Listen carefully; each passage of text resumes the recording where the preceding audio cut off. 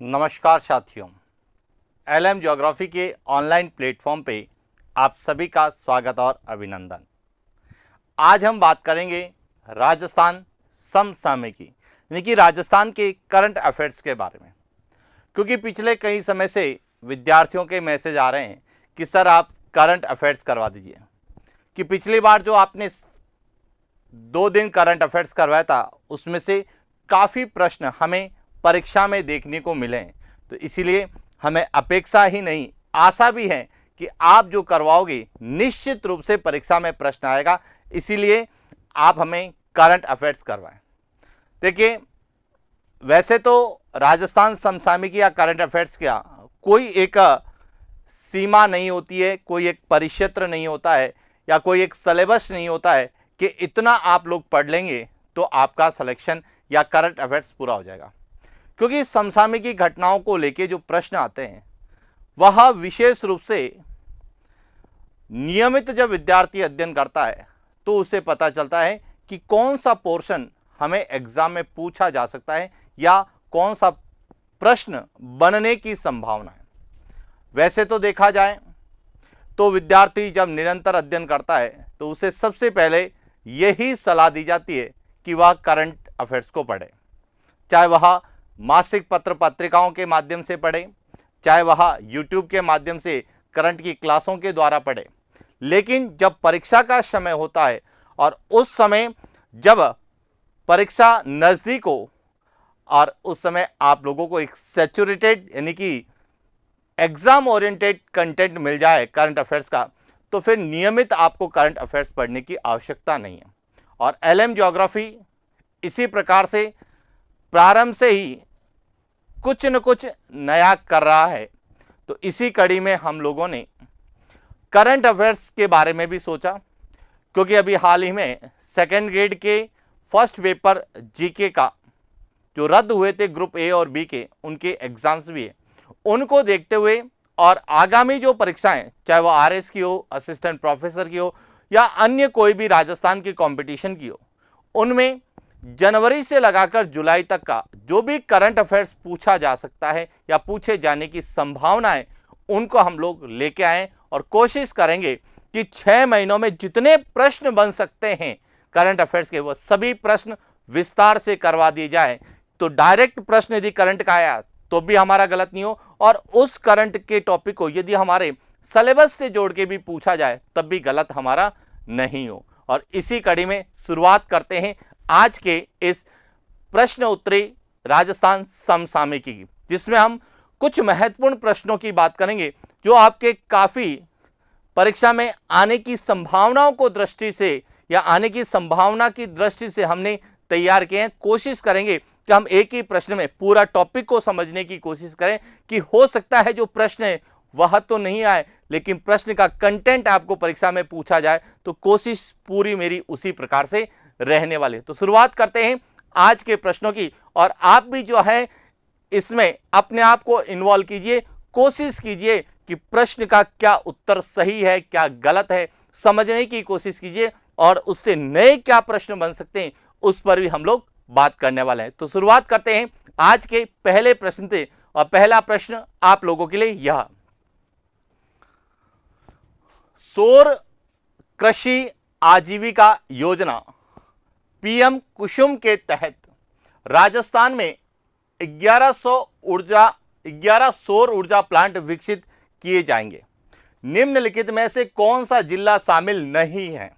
ए Hanumangarh, B Jaisalmer, सी Bikaner, D Jodhpur. अब आपको बताना है कि सौर कृषि आजीविका योजना, जिसे शॉर्ट में लिखा जाता है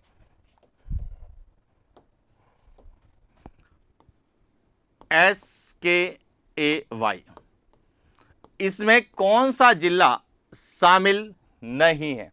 अब सबसे पहले तो SKAY को समझने की कोशिश करना, यानी कि सौर कृषि आजीविका योजना को समझने की कोशिश करना कि इसकी जो शुरुआत है, यह शुरुआत हुई थी 17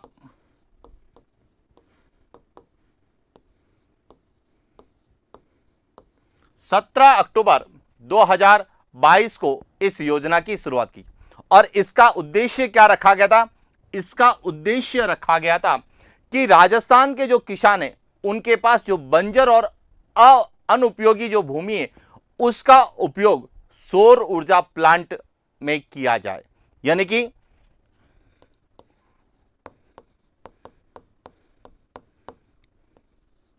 किसानों की बंजर या अनुपजाऊ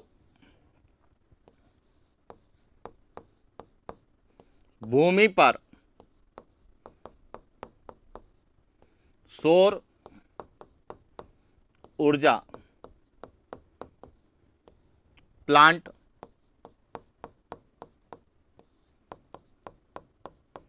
लगाया जाए और इसके लिए सरकार यह भूमि जो है लीज यानी रेंट पर लेती है और उसके एवज में किसानों को जो है पैसा दिया जाता है, यानी कि किसान बंजर भूमि या अनउपजाऊ भूमि से भी जो है पैसा कमा सके, साथ ही यहां से जो बिजली का उत्पादन होगा उसका उपयोग वह कृषि में सिंचाई के संसाधनों के संचालन में भी कर सकता है। तो इस तरह से यह एक तरह से किसानों के हितों को ध्यान में रखते हुए की गई थी, इसीलिए इसका नाम क्या रखा? सौर कृषि आजीविका योजना। Point clear? अब प्रश्न आता है, इस योजना के तहत राजस्थान के 3 जिलों में कितने? इस योजना के तहत राजस्थान के 3 जिलों में जो है 11 सौर ऊर्जा प्लांट विकसित किए जाएंगे और जिनकी क्षमता कितनी होगी? जिनकी क्षमता होगी 27.43 मेगावाट। अब ये 3 जिले कौन से हैं? वह है एक तो हनुमानगढ़, दूसरा है बीकानेर और तीसरा है जोधपुर। इन 3 जिलों में जो है इस योजना के तहत 27.43 मेगावाट के 11 सोलर प्लांट विकसित किए जाएंगे। तो अब इसका सही उत्तर क्या हो गया? बी, जैसलमेर। जैसलमेर में जो है इस योजना के तहत सौर ऊर्जा प्लांट की स्थापना नहीं की जाएगी। पॉइंट क्लियर हो गया? अब देखिए, जैसलमेर में जो है वहां पर नोख में राजस्थान का दूसरा सोलर पार्क लगाया गया है, यानी कि जैसलमेर में राजस्थान का दूसरा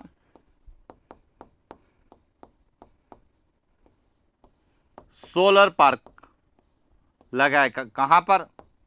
नोख नामक स्थान पर, क्योंकि राजस्थान में 4 सोलर पार्क लगाए जाएंगे, जिसमें सबसे पहला भड़ला जोधपुर में लगाया गया है, यानी कि फलोदी में है, दूसरा नोख में है, तीसरा पोखरण, फलोदी, जोधपुर और जैसलमेर में लगाया जाएगा और चौथा फतेहगढ़, जैसलमेर। इस तरह से 4 सोलर पार्क की स्थापना की जाएगी। लेकिन इस योजना में, सौर कृषि आजीविका योजना में जो है इन 3 जिलों को शामिल किया गया, जिसमें हनुमानगढ़ के जो है कोल्ही ग्राम में लगेगा, कोल्हा ग्राम में लगेगा और जोधपुर में जो है यह ओशिया के निकट भिकमकौर में लगेगा। यह ध्यान रखना, हनुमानगढ़ में यह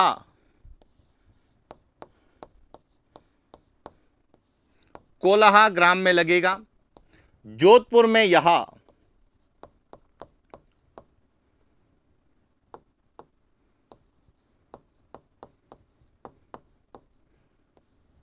भिकमकौर में और शेष जो है बीकानेर के कुछ गांवों में लगाया जाए। अब सबसे इंपॉर्टेंट जो प्रश्न है वह है कि इस योजना के तहत 11 सौर ऊर्जा प्लांट इन 3 जिलों में ही क्यों विकसित किए जाएंगे, यह सबसे इंपॉर्टेंट है।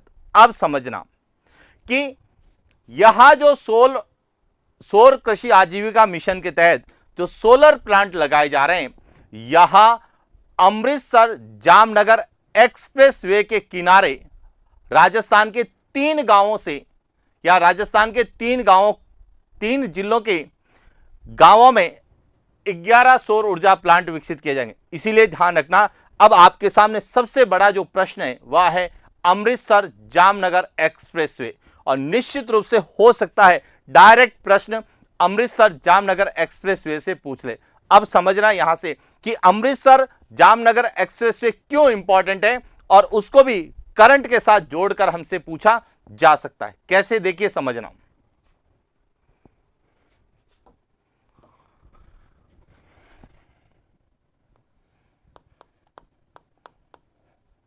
सौर कृषि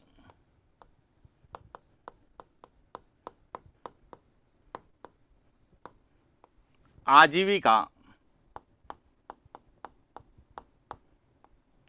योजना के तहत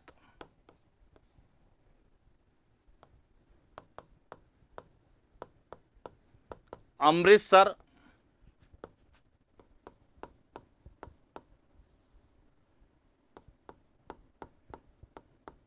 जामनगर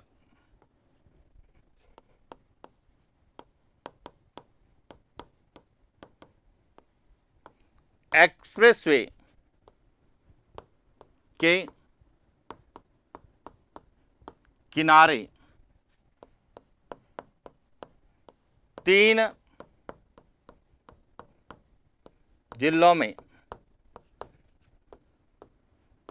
11 सौर ऊर्जा प्लांट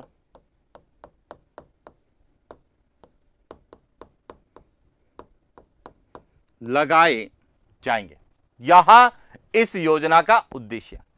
अब यहां इन 3 जिलों में क्यों है, अब देखिए समझना किसको, अमृतसर जामनगर एक्सप्रेसवे को, कि अमृतसर जामनगर एक्सप्रेसवे यहां अमृतसर पंजाब से शुरू होगा, वहां से यहां हरियाणा, हरियाणा से राजस्थान के गांवों से होता हुआ या शहरों से होता हुआ कहां जाएगा, जामनगर।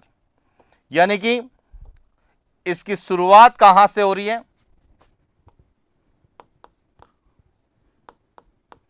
अमृतसर से, अमृतसर पंजाब।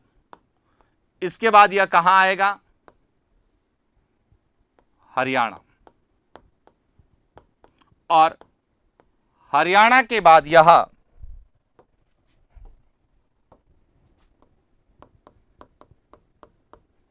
संगरिया,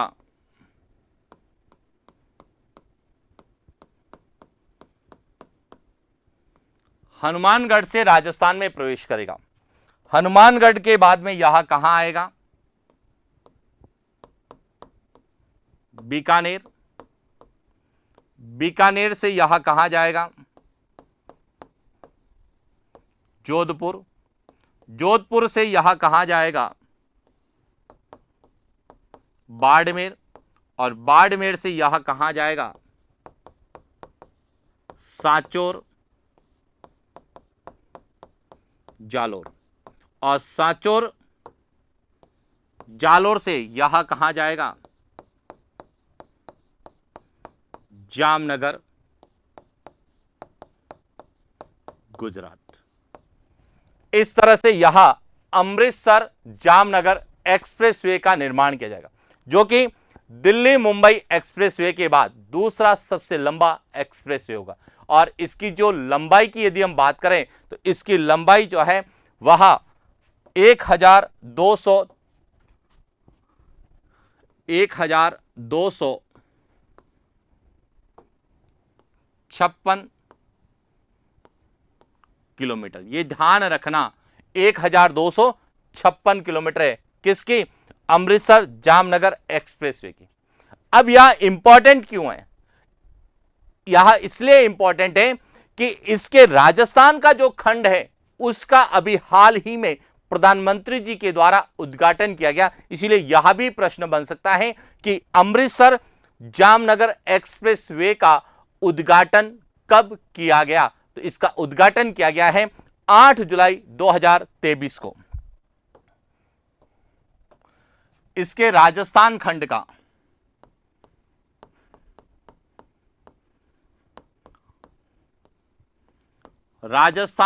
का जो है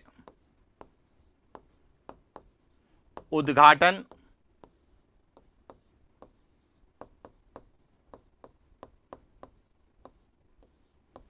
8 जुलाई 2023 को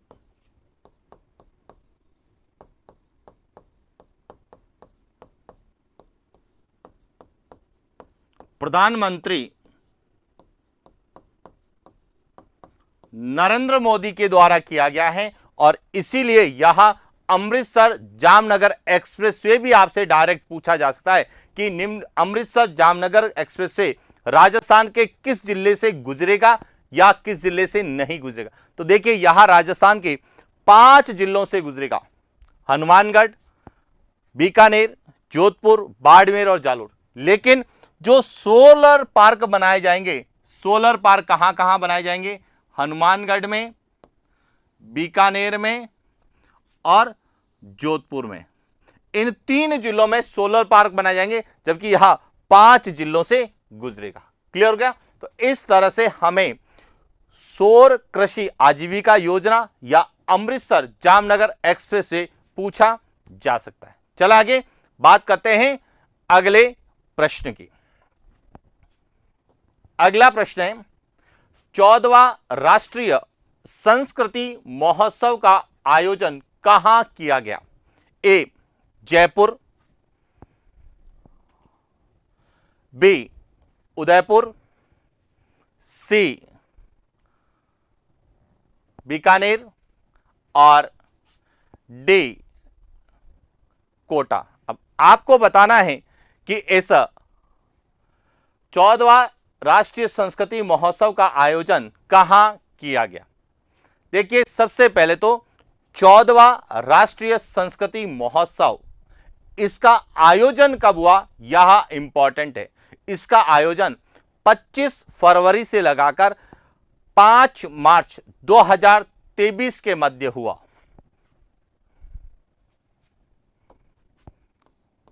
चौदहवां राष्ट्रीय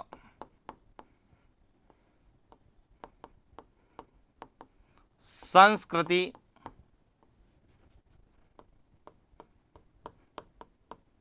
महोत्सव, इसका आयोजन 25 फरवरी से 5 मार्च 2023 के मध्य डॉक्टर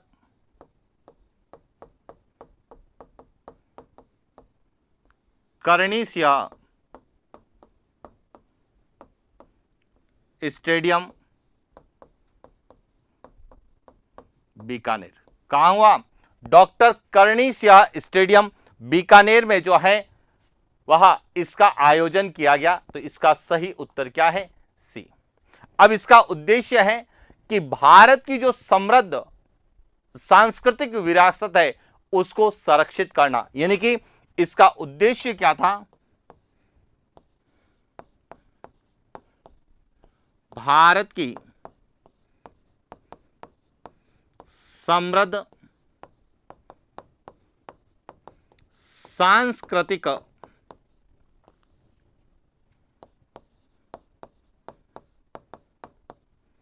विरासत का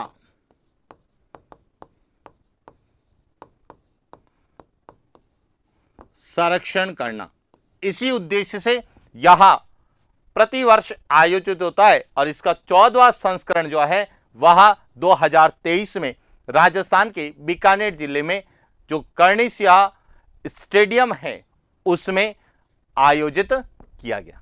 क्लियर हो गया? और महोत्सव डायरेक्ट पूछे जाते हैं कि कब और कहां आयोजित किए गए। चले आगे बात करते हैं अगले प्रश्न की।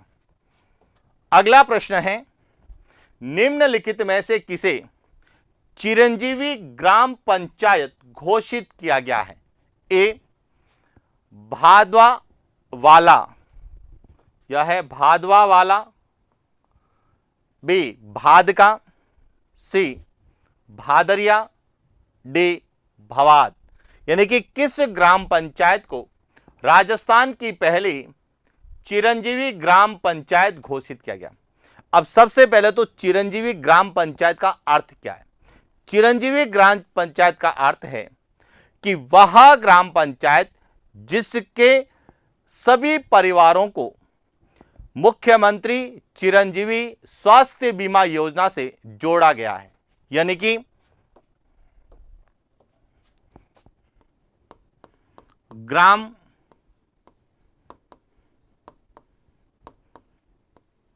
पंचायत के सभी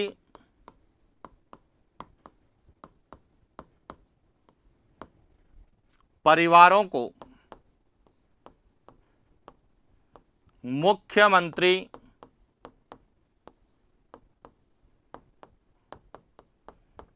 चिरंजीवी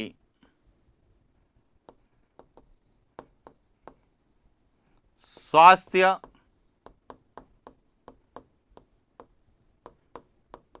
बीमा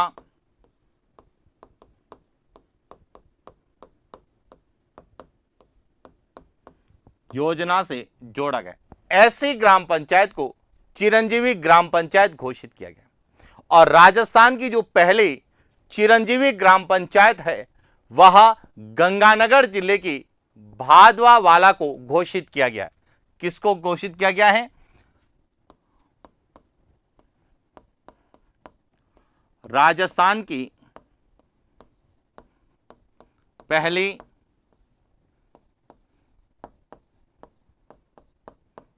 चिरंजीवी ग्राम पंचायत, राजस्थान की पहली चिरंजीवी ग्राम पंचायत भादवा वाला को घोषित किया गया है। इसका सही उत्तर क्या है? ए इसका सही उत्तर। अब मेरा आपसे प्रश्न है और कमेंट्स करके आपको बताना है कि राजस्थान में मुख्यमंत्री चिरंजीवी स्वास्थ्य बीमा योजना की शुरुआत कब की? यानी कि मुख्यमंत्री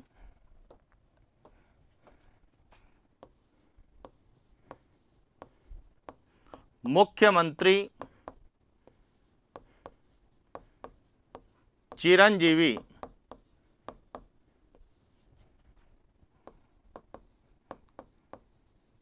स्वास्थ्य बीमा योजना। और ये इसलिए पूछी जाने की संभावना है क्योंकि हाल ही में राजस्थान भारत का पहला राज्य है जिसने प्रदेशवासियों को स्वास्थ्य की गारंटी दी। किसकी गारंटी दी? स्वास्थ्य की गारंटी दी है। और इसीलिए स्वास्थ्य से संबंधित योजनाओं को पूछे जाने की संभावना है। हालांकि उस विधेयक और अधिनियम के बारे में भी हम आगे बात करेंगे, लेकिन उससे संबंधित यह है क्योंकि यह भी स्वास्थ्य की गारंटी देता है और इसीलिए इस योजना को भी पूछा जा सकता है। और यह योजना जो है प्रारंभ कब हुई थी? तो 1 मई। कब हुई थी? 1 मई 2021 को। 1 मई 2021 को यह योजना प्रारंभ हुई और जिसके तहत राजस्थान के सरकारी अस्पतालों में तो वैसे भी निःशुल्क इलाज होता है, लेकिन उसके साथ निजी क्षेत्र में जो भी हॉस्पिटल्स हैं वहां पर भी राजस्थान के प्रदेशवासियों को स्वास्थ्य सुविधाएं उपलब्ध हो, इसी को देखते हुए यह योजना शुरुआत की। और इसी योजना के परिणाम स्वरूप राजस्थान वर्तमान में भारत का पहला राज्य है जिन्होंने प्रदेशवासियों को स्वास्थ्य की गारंटी दी, स्वास्थ्य का अधिकार दिया। राइट टू हेल्थ विधेयक आपने पढ़ा होगा, राइट टू हेल्थ एक्ट, जिसके बारे में आगे हम बात करने वाले। क्लियर हो गया? चले आगे बात करते हैं अगले प्रश्न की। प्रथम राजस्थान इंटरनेशनल एक्सपो 2023 का आयोजन किसके द्वारा किया गया? अब कहां किया गया है यह भी आपको पता होना चाहिए, कब किया गया है यह भी पता होना चाहिए, और कहां किया गया है, किसके द्वारा किया गया है यह भी पता होना चाहिए। अब समझना यहां से इंटरनेशनल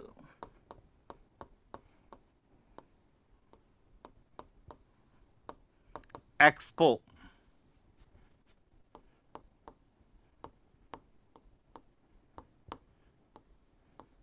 2023। इसका जो आयोजन 20 से 22 मार्च, कब? 20 से 22 मार्च 2023 को कहां किया गया है? बोरानाडा, जोधपुर, जिसका उद्देश्य है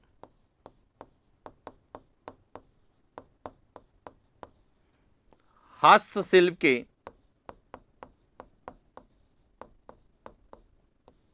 निर्यात को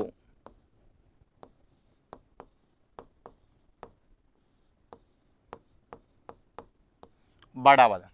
अब यह आयोजन किसके द्वारा किया गया है, यह आपको बताना है। ए रूडा, बी राजसिको, सी REPC, डी रिको। अब ध्यान रखना, इसका उद्देश्य क्या था? निर्यात को बढ़ावा देना। अब राजस्थान में निर्यात को बढ़ावा देने के लिए कौन सी संस्था काम करती है? तो ध्यान रखना, निर्यात को बढ़ावा देने के लिए जो काम करती है उसे कहा जाता है राजस्थान निर्यात संवर्धन परिषद।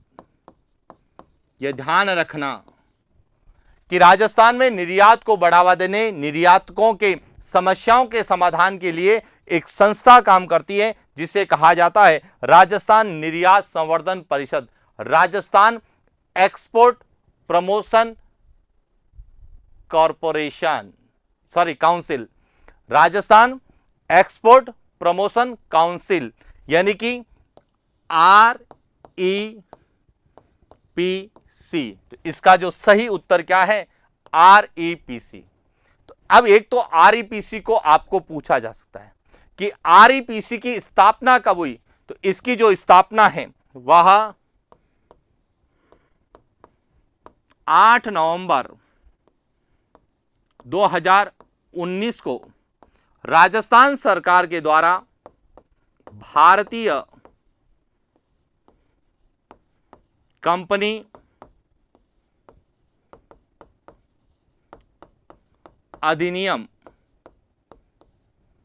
2013 की धारा 8 के तहत भारतीय कंपनी अधिनियम, देखिए इससे पहले जितनी भी संस्थाओं की स्थापना कंपनी अधिनियम के लिए होती थी वह भारतीय कंपनी अधिनियम 1956 था, लेकिन इसकी स्थापना भारतीय कंपनी अधिनियम 2013 की धारा 8 के तहत जो है की गई थी। क्लियर हो गया? कब की गई? 8 नवंबर 2019 को। और वर्तमान में यह निर्यात के संदर्भ में कार्य करती है। तो राजस्थान में निर्यात के लिए जो भी योजनाएं चलाती है उसकी नोडल एजेंसी कौन सी है? तो वह है राजस्थान निर्यात संवर्धन परिषद। चाहे वह आपके मिशन निर्यातक बनो, चाहे एक जिला एक उत्पाद हो, चाहे अन्य कोई भी निर्यात को लेकर कोई भी यदि योजना राजस्थान सरकार की है तो उसकी नोडल एजेंसी कौन सी है? राजस्थान निर्यात संवर्धन परिषद। क्लियर हो गया? इसीलिए यहां हमें डायरेक्ट भी पूछा जा सकता है और हमें REPC का पूरा नाम भी पूछा जा सकता है, इसकी स्थापना कब। अब आता है कि यहां जो है एक काउंसिल है, तो इसमें कुल 21 तो संस्थापक सदस्य हैं, 7 निदेशक हैं, एक उपाध्यक्ष हैं और एक अध्यक्ष होते हैं। यानी कि इसमें REPC इसमें 21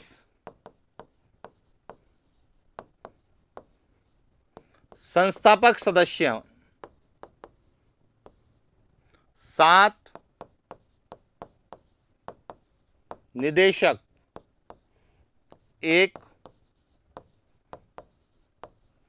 उपाध्यक्ष और एक इसके क्या होते हैं, अध्यक्ष।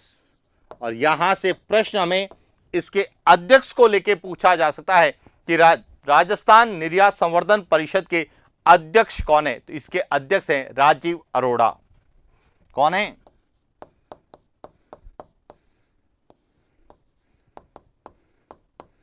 राजीव अरोड़ा। और इसके जो उपाध्यक्ष बनाए गए हैं वह बनाए गए हैं महावीर प्रसाद शर्मा को। महावीर प्रसाद शर्मा को इसका उपाध्यक्ष बनाया गया। Point clear. अब बात करते हैं रूडा की। रूडा जो है वह राजस्थान के ग्रामीण क्षेत्रों में गैर कृषि कार्यों को बढ़ावा देती है, इसलिए इसका है राजस्थान गैर कृषि विकास अभिकरण के रूप में हम लोग जानते हैं। राजसी को राजस्थान लघु उद्योग निगम, जो कि जितने भी यहां पर हमारे यहां जो मेले, हस्तशिल्प मेले जो है, हस्तशिल्प मेलों का जो आयोजन है वह कौन करता है? हस्तशिल्प मेले जो लगते हैं उसका आयोजन कौन करता है? राजसी को करता है। और रूडा जो है यह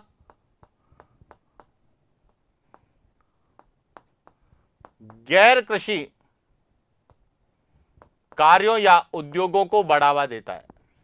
और रीको के बारे में आप जानते हैं, यह राजस्थान में औद्योगिक विकास की शीर्ष संस्था है और इसकी स्थापना जो हुई थी वह कहां हुई थी? स्थापना जनवरी 1980 में उद्योग भवन जयपुर में की गई थी। लेकिन वर्तमान में यदि हम जब निर्यात की बात करेंगे तो हमें आरईपीसी को पूछे जाने की संभावना है। क्लियर। चले आगे बात करते हैं अगले प्रश्न की। निम्नलिखित में से राजस्थान के किस जिले में सुपोषित बचपन अभियान की शुरुआत की? ए अलवर, बी चित्तौड़गढ़, सी धौलपुर और डी नागौर। अब देखिए, सबसे पहले तो आपको यह पता होना चाहिए सुपोषित बचपन अभियान का संबंध किससे है। तो सुपोषित बचपन अभियान का संबंध है कि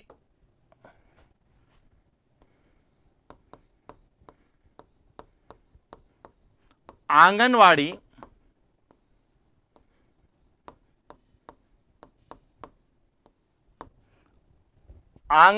केंद्रों से की सुविधाओं से, आंगनवाड़ी केंद्रों की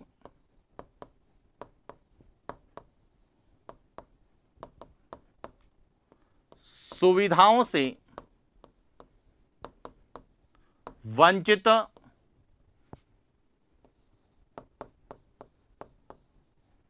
बालक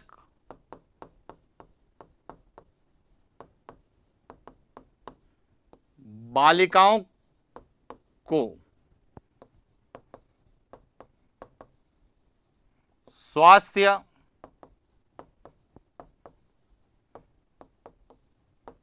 सुविधा देना।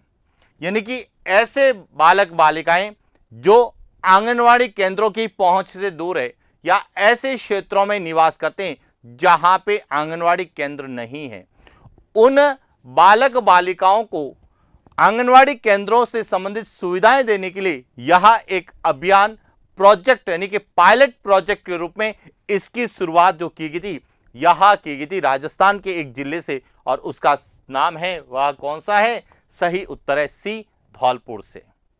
और हाल ही में राजस्थान के जो स्वास्थ्य सचिव हैं और उसके साथ राजस्थान सरकार ने इस जो है सुपोषित बचपन अभियान को पूरे राजस्थान में जो है लागू करने के बारे में विचार कर रही है, और इसीलिए यह पूछे जाने की संभावना है। और यह जो है अभियान धौलपुर में कब शुरू हुआ था? यह अभियान धौलपुर में 1 अप्रैल 2022 को वहां के जिला कलेक्टर के द्वारा प्रारंभ किया गया। इसी तरह से अलवर में बात करें तो अलवर में रास्ता खोलो अभियान, अलवर में भी अभियान चलता है जिसका नाम है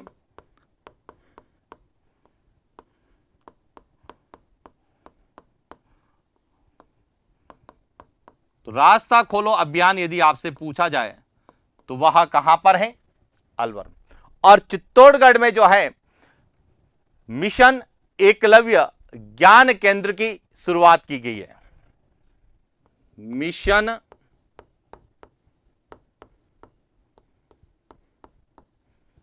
एकलव्य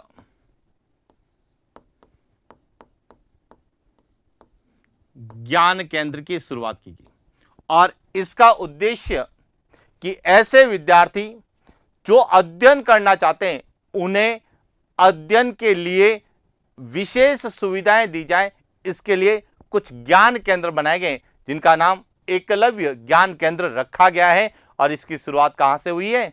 चित्तौड़गढ़ से। क्लियर हो गया? चल आगे बात करते हैं अगले प्रश्न की। अब जितना भी आप लोगों को जो बताया है यह इसी प्रकार से आप याद करके जाना, समझ कर जाना कि केवल आप एक को ही या प्रश्न को नहीं रटें, समझ के साथ अपने आप को विकसित करें, अपनी समझ को विकसित करें ताकि उससे संबंधित कोई भी प्रश्न आए तो आपका गलत नहीं हो। चलते हैं अगले प्रश्न की ओर। राजस्थान स्वास्थ्य अधिकार विधेयक 2022 के संबंध में असत्य कथन की पहचान करें। ए, राज्य विधानमंडल द्वारा 21 मार्च 2022 को राजस्थान स्वास्थ्य अधिकार विधेयक पारित किया गया।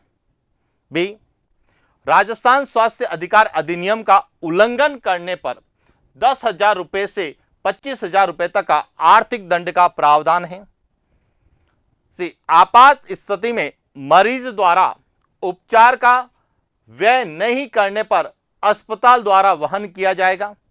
डी, प्रदेशवासियों को स्वास्थ्य का अधिकार देने वाला राजस्थान भारत का प्रथम राज्य है। अब इन चार में से कौन सा कथन असत्य है? अब समझना यहां से कि राजस्थान के विधानमंडल द्वारा 21 मार्च 2023 को राजस्थान स्वास्थ्य अधिकार विधेयक क्या है? पारित किया गया। राइट टू हेल्थ यह पारित किया गया, जबकि 12 अप्रैल 2023 को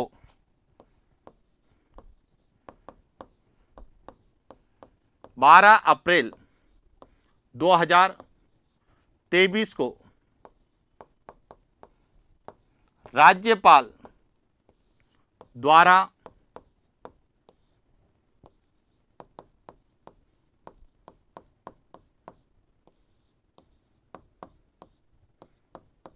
अनुमति दी गई।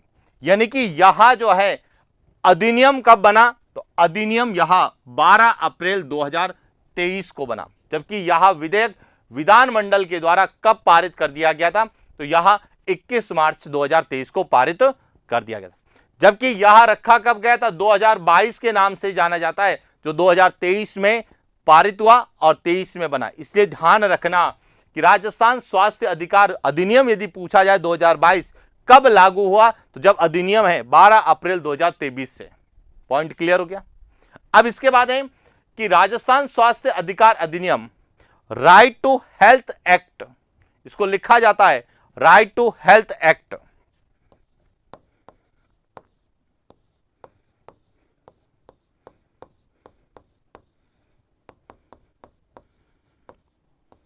और राइट टू जो हेल्थ एक्ट है यह राजस्थान के प्रत्येक प्रदेशवासी यानी लोगों के लिए है और इसका यदि उल्लंघन एक बार करते हैं तो 10,000 रुपए तक का और इससे अधिक करते हैं तो 25,000 रुपए तक का क्या है? आर्थिक दंड का प्रावधान है। तो यह भी क्या है? सही है। तो एक और दो सही है। तीसरा और सबसे इंपॉर्टेंट है कि आपात स्थिति में मरीज द्वारा उपचार का व्यय नहीं करने पर अस्पताल द्वारा वहन किया जाएगा। गलत है कि यदि आपात स्थिति में मरीज अपने इलाज के लिए किसी अस्पताल में व्यय करने में असमर्थ है तो उस समय जो है अस्पताल नहीं करेगा, इसका व्यय कौन करेगा? राज्य सरकार करेगी। कौन करेगी? राज्य सरकार इसका क्या करेगी? वहन करेगी। यदि वह किसी योजना का पात्र है तो उस योजना के तहत उसका वहन किया जाएगा। पॉइंट क्लियर हो गया? और इसलिए इसका सही उत्तर क्या है? सी, जो कि असत्य कथन है। और प्रदेशवासियों को स्वास्थ्य का अधिकार देने वाला राजस्थान भारत का पहला राज्य है। यह सीधा पूछा जा सकता है कि राइट टू हेल्थ एक्ट लागू करने वाला भारत का पहला राज्य कौन सा है? तो वह राजस्थान है। कब यह रखा गया था? 2022 में। कब यह पारित हुआ? 21 मार्च 2023 को। और राज्यसभा के राज्यपाल की अनुमति के बाद यह कब कानून बना?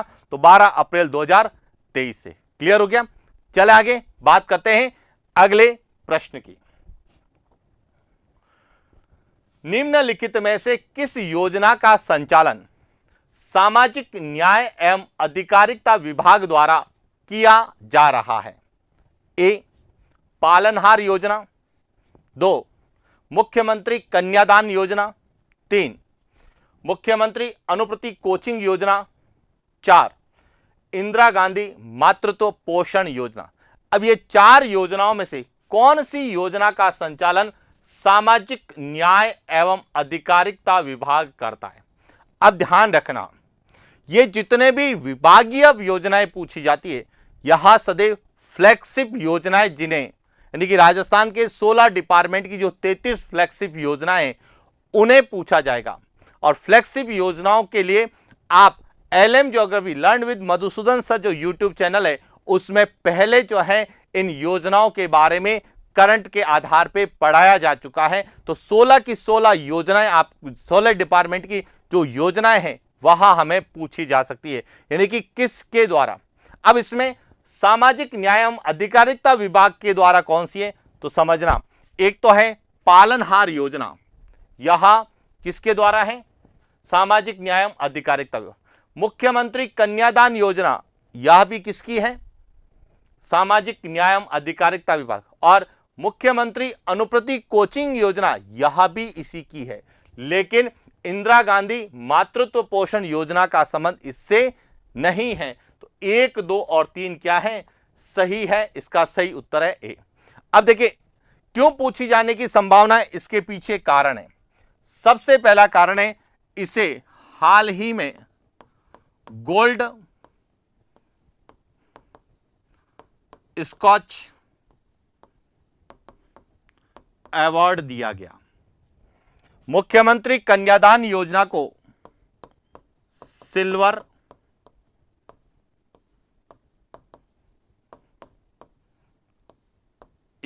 स्कॉच अवार्ड से जो है सम्मानित किया गया। और साथ ही साथ यह जो मुख्यमंत्री अनुप्रति कोचिंग योजना है इसे क्या ऑनर ऑफ मेरिट यानी ऑर्डर ऑफ मेरिट से सम्मानित, ऑर्डर ऑफ मेरिट सर्टिफिकेशन के द्वारा भी क्या है? सम्मानित किया गया। और ये तीनों ही योजनाएं सामाजिक एवं न्याय अधिकारिता विभाग की। तो अब देखिए इंदिरा गांधी मातृत्व पोषण योजना को भी जो है पहले गोल्ड सिल्वर स्कॉच अवार्ड दिया गया है। और यह जो है यह 19 नवंबर 2020 को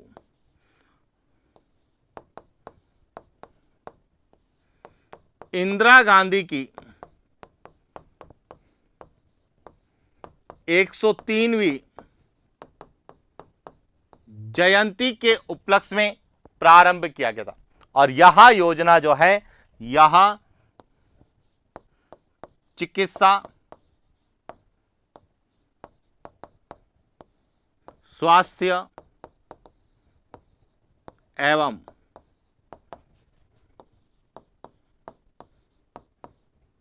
परिवार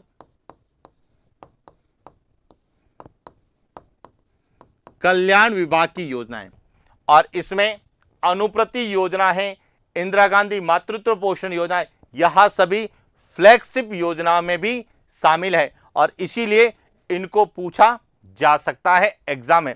और फ्लैगशिप योजनाएं आप इस तरीके से याद करें, फ्लैगशिप योजना का नाम और विभाग, क्योंकि सुमेलित करने में भी पूछा जा सकता है। और पालनहार योजना पहले भी एग्जाम में पूछी गई है और पूछने का सबसे बड़ा कारण है वह है गोल्ड स्कॉच अवार्ड से इसे सम्मानित किया गया है, यानी स्कॉच अवार्ड का जो गोल्ड अवार्ड है वह इसे मिला है। इसीलिए यह योजना, इसका संबंध और किस विभाग की है और फ्लैगशिप योजना में शामिल है या नहीं है, यह अपने स्तर पर जो समय बचा हुआ है उसमें आप तैयार करके जाएं। क्लियर हो गया? चल आगे बात करते हैं अगले प्रश्न की। अगला जो प्रश्न है, निम्नलिखित में से किसे राष्ट्रपति द्वारा जल योद्धा पुरस्कार से सम्मानित किया गया है? ए डॉक्टर राजेंद्र सिंह, बी गायत्री देवी यादव, सी अमीन खान, डी अनीता भदेल। अब समझना कि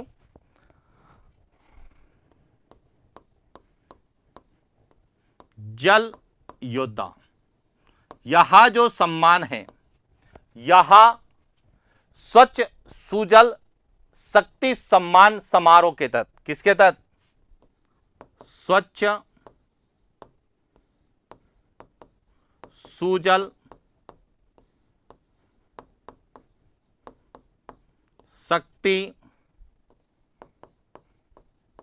सम्मान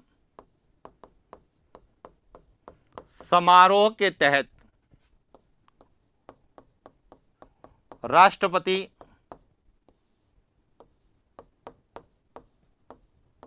द्रौपदी मुर्मू द्वारा जयपुर की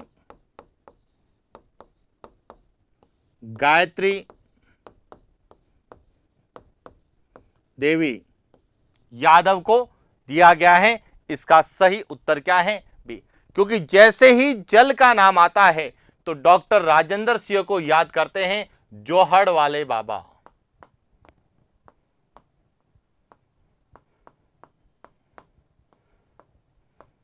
बाबा या वाटरमैन ऑफ इंडिया।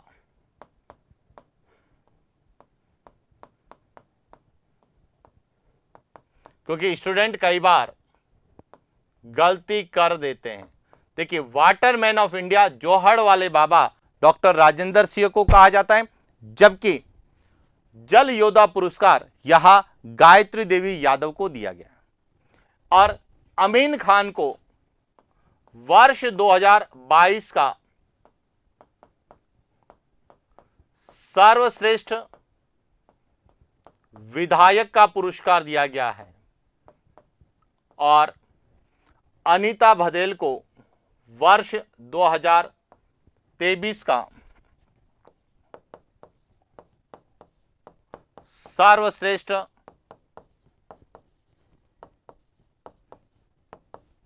विधायक का पुरस्कार दिया गया और इसीलिए यहां हमें पूछे जा सकते। अब प्रश्न आता है कि गायत्री देवी यादव को किस क्षेत्र के लिए दिया गया है जल योद्धा? अब ध्यान रखना, इनको जो है वर्षा जल संग्रहण एवं संरक्षण के क्षेत्र में उत्कृष्ट कार्य करने के लिए दिया गया। यानी कि इनके द्वारा जयपुर के सांबर ब्लॉक में जो 68 ग्राम है वहां पर 65 महिला स्वयं सहायता समूह की स्थापना की और उसके साथ ही जो है वर्षा जल संग्रहण और संरक्षण में उत्कृष्ट कार्य करने के लिए इन्हें जल योद्धा पुरस्कार से या सम्मान से सम्मानित किया गया। और इसीलिए जो चर्चित व्यक्तित्व है उन्हें एग्जाम में पूछा जाता। अब यह सम्मान कब दिया गया तो यहां भी ध्यान रखना, यह सम्मान 4 मार्च 2023 को यह सम्मान दिया गया। क्लियर? चले आगे बात करते हैं अगले प्रश्न की।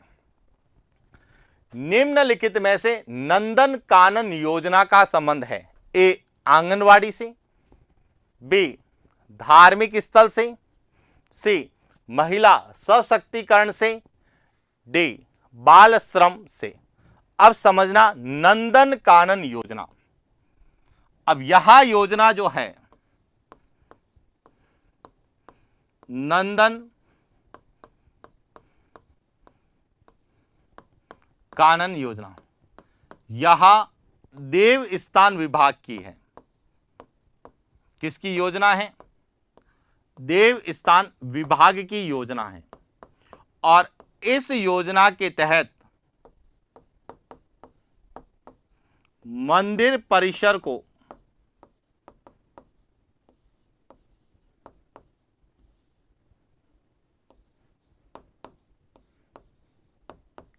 चार दीवारी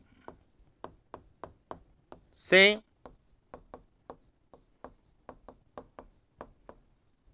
संरक्षित और विकसित कर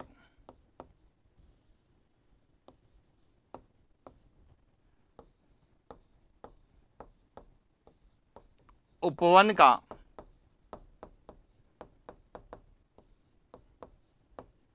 विकास करना। यानी कि जो भी मंदिर है या मंदिर की भूमि है उसके चारों ओर चार दीवारी बनाना, उसको संरक्षित करना, और फिर उस चार दीवारी और उसके आसपास पीपल है, नीम है, पलास है, कल्प है, आंवला, जो जैसी भौगोलिक स्थिति में जो वनस्पति होती है उस वनस्पति का विकास कर उपवन क्षेत्र का या नंदन वन का क्या करना? विकास करना। और इसीलिए इस योजना को क्या कहा गया? नंदन कानन योजना। तो इसका सीधा संबंध किससे है? बी धार्मिक स्थल से। पॉइंट क्लियर हो गया?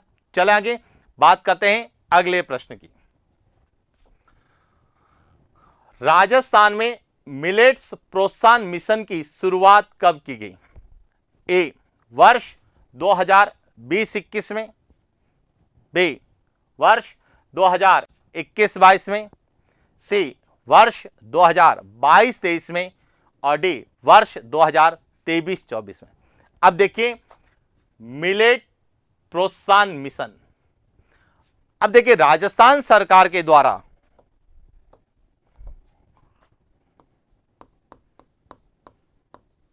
राजस्थान सरकार द्वारा 2022-23 में अपना पहला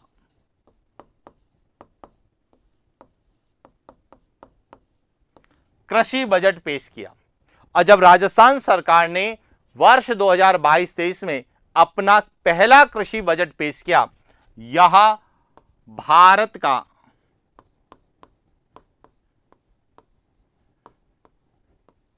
कौन सा राज्य था? चौथा राज्य था।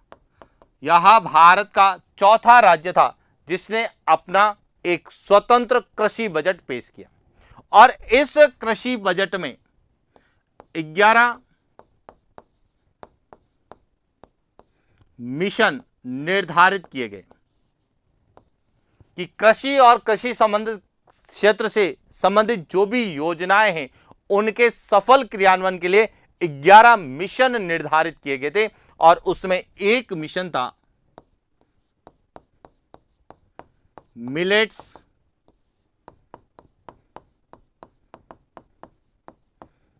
प्रोत्साहन मिशन। कौन सा था?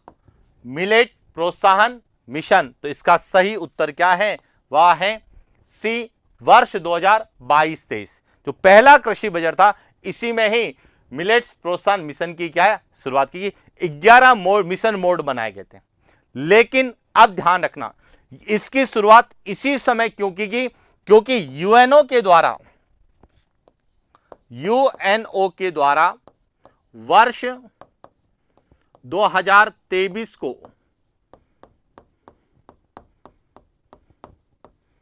मिलेट वर्ष घोषित किया गया। कौन सा वर्ष घोषित किया? मिलेट वर्ष घोषित किया गया है। और इसीलिए जब राजस्थान सरकार के द्वारा अपना पहला कृषि बजट पेश किया गया तो उसमें 11 मिशन में एक मिशन क्या रखा, मिलेट्स प्रोत्साहन मिशन रखा। पॉइंट क्लियर हो गया।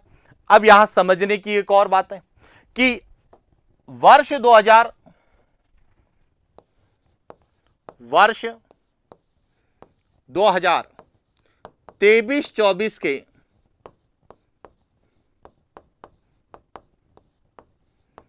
कृषि बजट में 12वां मिशन भी शामिल किया गया। कौन सा मिशन? 12। अब ध्यान रखना, पहले 11 मिशन थे, लेकिन इस बजट में एक मिशन शामिल किया गया, 12 मिशन हो गए। अब आपको कमेंट्स करके बताना है कि कौन सा जो है 11 मिशन में शामिल नहीं था, लेकिन अब 12वें मिशन के रूप में शामिल किया गया है। क्योंकि जब मैंने कृषि बजट पढ़ाया था उसमें बताया भी था कि 12वां मिशन या मिलेट प्रोत्साहन मिशन आपसे पूछे जाने की संभावना है, और निश्चित रूप से यहां से प्रश्न आएगा। कृषि बजट का आपको प्रश्न मिलेगा, सोलर पार्क को लेके आपको प्रश्न मिल सकता है, अमृतसर जामनगर एक्सप्रेसवे को लेके आपको प्रश्न मिल सकता है, और कई ऐसे प्रश्न हैं। और राजस्थान या राइट टू हेल्थ एक्ट, जिसका निश्चित रूप से यह प्रश्न आपसे पूछे जाने की संभावना है, जिस पर हम लोग आज चर्चा कर रहे हैं। क्लियर? चला आगे बात करते हैं अगले प्रश्न की। निम्नलिखित में से किस वर्ष डॉक्टर सविताबेन अंबेडकर योजना के तहत अंतरजातीय विवाह पर प्रोत्साहन राशि दुगुनी कर दी गई है? ए 2021-22, बी 2022-23, सी 2023-24, डी 2019-20। अब यहां पे समझना कि डॉक्टर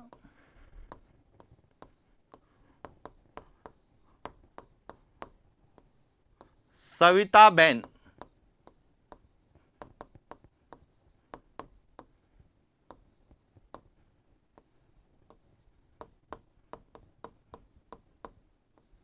अंबेडकर योजना, जिसकी शुरुआत जो है 2006 में हुई थी, जिसमें केंद्र और राज्य का 75 केंद्र का 75 और राज्य का 25% हिस्सेदारी थी। और यह योजना जो है सामाजिक न्याय एवं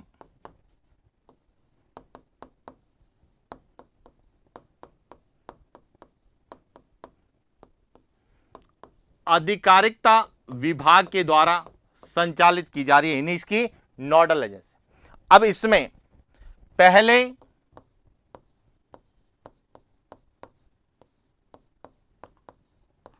5 लाख रुपए की, कितनी? 5 लाख रुपए की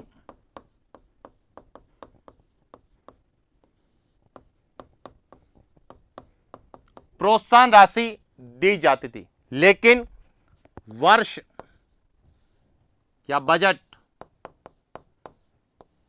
2023-24 में राशि दुगुनी यानी कि 10 लाख रुपए कर दी गई है।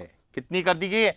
10 लाख रुपए। इसका जो सही उत्तर है वह क्या है? सी, वर्ष 2023-24 में जो है इसकी राशि को दुगुना 5 लाख से बढ़ाकर 10 लाख कर दिया। और इस तरह के प्रश्न और सामाजिक न्याय एवं अधिकारिता विभाग की पहले भी योजनाएं हमने पढ़ी है, वो सब फ्लैगशिप में शामिल थी, लेकिन यह सामाजिक न्याय एवं अधिकारिता विभाग की योजना यह फ्लैगशिप योजना में शामिल नहीं है। चला आगे बात करते हैं अगले प्रश्न की। अगला प्रश्न है, निम्नलिखित में से किस जिले में निजी क्षेत्र में प्रथम आदिवासी विश्वविद्यालय की स्थापना की जाएगी? यानी कि राजस्थान सरकार ने घोषणा की है या राजस्थान सरकार के द्वारा निजी क्षेत्र में भी आदिवासी विश्वविद्यालय की स्थापना की स्वीकृति दी है, तो किस जिले में स्थापित किया जाएगा? ए कोटा, बी जयपुर, सी सीकर, डी बांसवाड़ा। आपको बताना है इसका सही उत्तर क्या है। देखिए, राजस्थान का जो प्रथम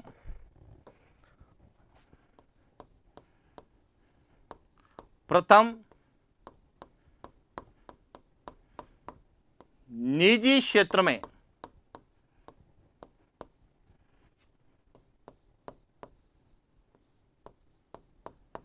जय मिनेश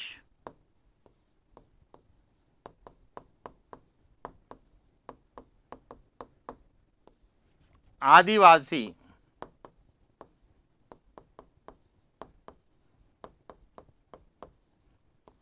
विश्वविद्यालय, कौन सा है? जय मिनेश आदिवासी विश्वविद्यालय की स्थापना कहां की जाएगी? रानपुर, कोटा में की जाएगी। तो इसका सही उत्तर क्या है? ए, जय मिनेश आदिवासी विश्वविद्यालय। अब देखिए जयपुर की बात करें तो जयपुर में बाबा आमटे दिव्यांग विश्वविद्यालय की स्थापना की जाएगी। बाबा आमटे दिव्यांग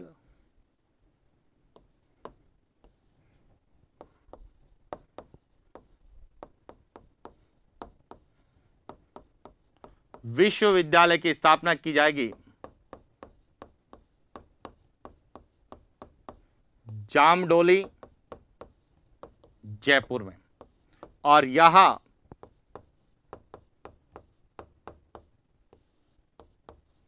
गुजरात के बाद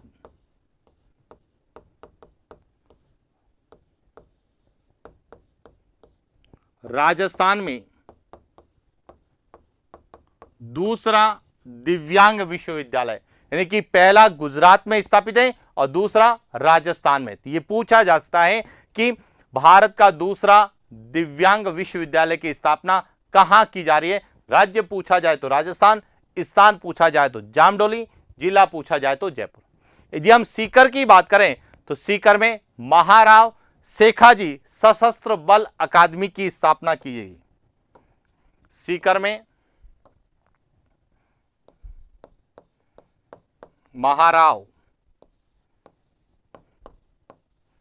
शेखाजी सशस्त्र बल अकादमी की स्थापना की जाएगी। और बांसवाड़ा में जो है गोविंद गुरु आदिवासी जनजातीय विश्वविद्यालय है, आपको पता होगा। गोविंद गुरु जनजातीय विश्वविद्यालय की स्थापना कहां की गई है? बांसवाड़ा में की गई है। क्लियर हो गया? चला आगे बात करते हैं अगले प्रश्न की। निम्नलिखित में से दी हैंडीक्राफ्ट ऑफ राजस्थान नामक रचना के लेखक हैं? ए कृति भारती, बी पन्नालाल मेघवाल, सी तनिष्क पटवा, डी डॉक्टर देवेंद्र कुमार। अब समझना यहां से, सबसे पहले हम बात करते हैं कृति भारती की। कृति भारती को हाल ही में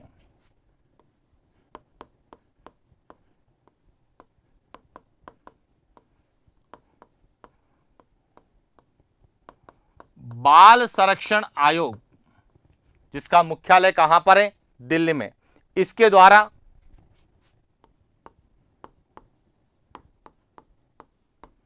चिल्ड्रन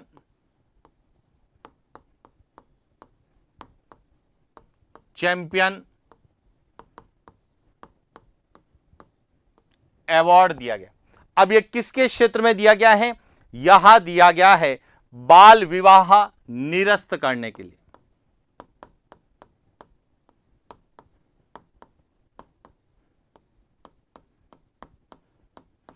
निरस्त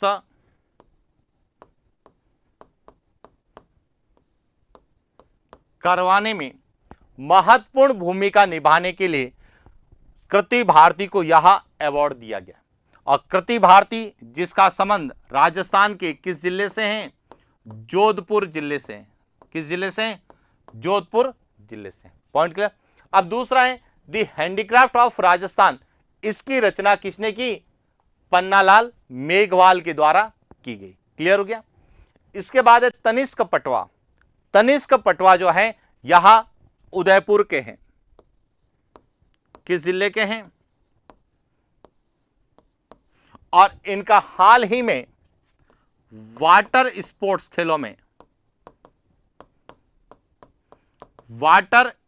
खेलों में भारतीय टीम में चयन होने के कारण चर्चित हैं तनिष्क पटवा। और उसके बाद है डॉक्टर देवेंद्र कुमार जो कि गोल्फर हैं और यहां जयपुर में हैं। यहां जयपुर के हैं और यहां गोल्फर है। इस तरह से हमें व्यक्तित्व को भी पूछा जा सकता है कि किसका संबंध किस क्षेत्र से है। चला आगे बात करते हैं अगले प्रश्न की। निम्नलिखित में से किसमें राजस्थान का प्रथम स्थान है? ए दूध, बी ऊन, सी अंडा, डी मांस। अब आपको बताना है कि केवल 1 व 2 में, 1, 2, 3 में, केवल 1 में, डी 1, 2, 3, 4 में।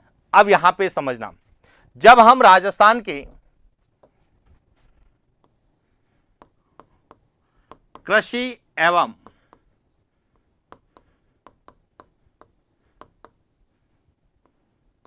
समृद्ध क्षेत्रों का अध्ययन करते हैं तो उसमें एक तो है फसल, दूसरा है पशुधन, तीसरा है वानिकी और चौथा है मत्स्य। पॉइंट क्लियर हो गया। अब इसमें पशुधन में जो आते हैं पशु उत्पाद,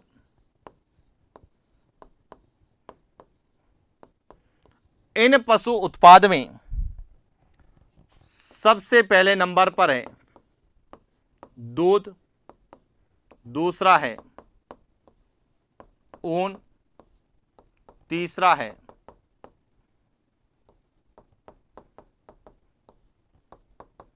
और चौथा है अंडा। यहां राजस्थान में पशु उत्पाद। अब यदि हम बात करें दूध, तो दूध में राजस्थान का पहला स्थान है और ऊन में भी राजस्थान का पहला स्थान है। अब राजस्थान पूरे भारत के कुल दूध का कितना 15.05% उत्पादन करता है, जबकि ऊन की बात करते हैं तो पूरे भारत की ऊन का 45.91% जो है उत्पादन करता है। और राजस्थान के कृषि या संबंध क्षेत्रों में बात करें तो सबसे ज्यादा योगदान जो है वह किसका है? पशुधन का है 46%, जबकि फसल का यदि हम बात करते हैं तो वह कितना है? 46% योगदान है। तो यह ध्यान रखना, यह इकोनॉमिक सर्वे से भी पूछे जा सकते हैं और इस रूप में भी पूछे जा सकते हैं। इसीलिए इसका सही उत्तर है ए कि दुग्ध और ऊन में दोनों में पहले नंबर पर राजस्थान है। राजस्थान पूरे भारत का 15.05% दूध का उत्पादन करता है और 45.91% ऊन का उत्पादन करता है। क्लियर हो गया? तो ये तो थे राजस्थान में करंट अफेयर्स को लेके कौन कौन से प्रश्न जो हमारे विषय से संबंधित हैं, जो चर्चित हैं और किस प्रकार से हमें पूछे जा सकते हैं, इस पर हमने चर्चा की। शायद यहां तक आपको कोई डाउट नहीं होगा। और इसी प्रकार जिस तरह से आज हमने जनवरी से जुलाई तक के जो करंट अफेयर्स में जितना भी हमसे पूछा जा सकता है उनके संबंध में कुछ प्रश्नों पर हमने बात की जो एग्जाम पॉइंट ऑफ व्यू से इंपॉर्टेंट। वैसे तो हर लाइन पढ़िए, लेकिन हर चीज नहीं पूछी जाती है, उसमें से वही चीज पूछी जाती है जिसका संबंध हमारे सिलेबस में है या ऐसा उल्लेख कहीं पर हमारे सिलेबस में दे रखा है तो उनको पूछने की संभावना ज्यादा होती है, और उसी को ध्यान में रखते हुए मैंने अपने पूरे प्रयास किए हैं कि कोई भी करंट का प्रश्न नहीं छूटे। कई विद्यार्थियों के यह भी मैसेज थे कि सर दिसंबर में जो एग्जाम हुआ था क्या उससे पहले का करंट आपको पढ़ना है। तो देखिए, मैं आपको एक छोटी सी सूचना दे देता हूं कि जब सेकेंड ग्रेड का एग्जाम पहले हुआ था उससे पहले भी हमने करंट की कुछ क्लासें ली थी, 3 क्लासें हमने अवेलेबल करवाई थी, और उनमें हमने जनवरी या यह कहें मार्च 2022 से लेकर दिसंबर 2022 तक का पूरा करंट अफेयर्स मात्र 2 या 3 क्लास में मैंने पढ़ाया था, और उसी का परिणाम था कि विद्यार्थियों को वह कंटेंट अच्छा लगा, उसमें से परीक्षा में प्रश्न आए, विद्यार्थियों ने सही किए, और उसी के परिणाम स्वरूप आज जो है मुझे पुनः राजस्थान करंट अफेयर्स पढ़ाने का मौका मिला। उसके बाद हमने एक और रीट के समय भी करंट की क्लास डाली थी जो जनवरी से लगाकर मार्च तक की थी, जनवरी और फरवरी की जो है हमने करंट की डाली थी। तो इसलिए एक बार 3 से 4 क्लासें हैं उनको आप अच्छे से देख लीजिए। जब आप प्लेलिस्ट में जाएंगे तो करंट अफेयर्स के नाम से एक फोल्डर बना हुआ है, प्लेलिस्ट है, उस प्लेलिस्ट में करंट की 3 से 4 क्लासें होगी, अधिकतम 5 होगी। उन क्लासों को एक बार देख लीजिए। विशेष रूप से जो रीट के संदर्भ में करवाई थी उनको तो विशेष रूप से देखना है। एक फ्लेक्सिब योजनाओं को जो है करंट के साथ शामिल है उनको भी आपको अच्छे से देखना है, और साथ में ये जितने भी हम लोग करवा रहे हैं अभी यहाँ जनवरी से लगाकर जुलाई तक जितने भी इंपॉर्टेंट प्रश्न है जो पूछे जाने की संभावना है उसके आधार पे जो है मैं अपना पूरा प्रयास करने की कोशिश कर रहा हूं। आपको केवल इन क्लासों को अच्छे से देख लीजिए, सुन लीजिए, ज्यादा रटने की कोशिश नहीं है, एक एक डाटा आपको रटना नहीं है, केवल इनको समझना है कि क्या पूछा जा सकता है, कौन सा क्षेत्र, कौन सा व्यक्ति, कौन सी घटना, कौन सा स्थान चर्चा कर रहा है, और ऑप्शन आते ही वहां आपको याद आ जाएगा कि नहीं यहां हमसे पूछे जाने की संभावना है। पॉइंट क्लियर होगा। तो इस तरह से आप जो है इनको करंट को थोड़ा सा देख लीजिए, ज्यादा इसमें परेशान होने की आवश्यकता नहीं है। और जिस तरह से आज हमने एक करंट की क्लास ली, ऐसे ही क्लास हम कल भी आप लोगों के लिए अवेलेबल करवाने वाले हैं, ताकि आपके करंट को लेके कोई भी प्रश्न आए तो आपका गलत नहीं हो। और इसी उद्देश्य और इसी सोच के साथ मैंने यहां 2 दिन का जो है करंट का सेशन इसीलिए रखा है ताकि 27 और 28 तारीख को 2 दिन आप अच्छे से करंट को यदि पढ़ लेंगे तो 29 को आप रिवीजन करिए और 30 को आप अच्छे से एग्जाम दीजिए। निश्चित रूप से आपका सिलेक्शन होगा, क्योंकि positive energy gives positive result. सकारात्मक सोच के साथ, सकारात्मक जो है एनर्जी के साथ, सकारात्मक मेहनत के साथ अपने आप को तैयार कीजिए, और सकारात्मक सोच और मेहनत और एनर्जी यह सदैव हमें सकारात्मक रिजल्ट देती है। क्योंकि मैं हर बार यह कहता हूं कि जो सकारात्मक सोचता है, जो सकारात्मक एनर्जी प्रोवाइड करता है, रिजल्ट भी उसके समक्ष सदैव सकारात्मक रहते हैं। और ऐसी ही शुभकामनाओं के साथ आज के लिए इतना ही, मिलते हैं नेक्स्ट क्लास। Thank you.